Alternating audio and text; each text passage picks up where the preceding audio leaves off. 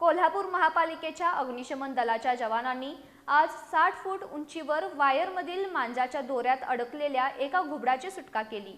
शर्थीचे प्रयत्न करून त्यांनी उमा टॉकीज परिसरात लटकलेल्या या घुबडाला जीवदान देऊन उपचारासाठी त्याला पांजरपोळ संस्थेतील डॉक्टरांच्याकडे सुपूर्द केलं। कोल्हापूर महापालिकेच्या अग्निशमन दलाचे चालक उमेश जगताप, फायरमन आकाश जाधव आणि विक्रम कुंभार हे आज ब्राउझर या वाहनाचं पंक्चर झालेलं टायर दुरुस्त करण्यासाठी उमा टॉकीज जवळील सुभाष स्टोअर इथं आले होते।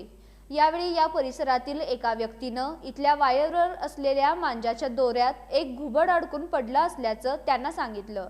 त्यानंतर अग्निशमन दलाचे जवान उमेश जगताप, आकाश जाधव आणि विक्रम कुंभार यांनी या ठिकाणी तत्काळ धाव घेतली।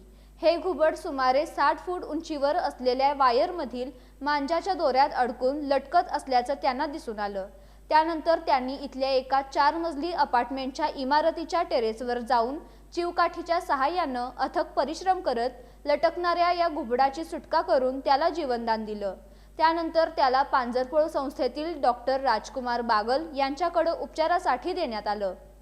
अत्यंत अवघड परिस्थितीत असलेल्या या घुबडाला जीवदान दिल्याबद्दल अग्निशमन दलाच्या या जवानांचं कौतुक होते।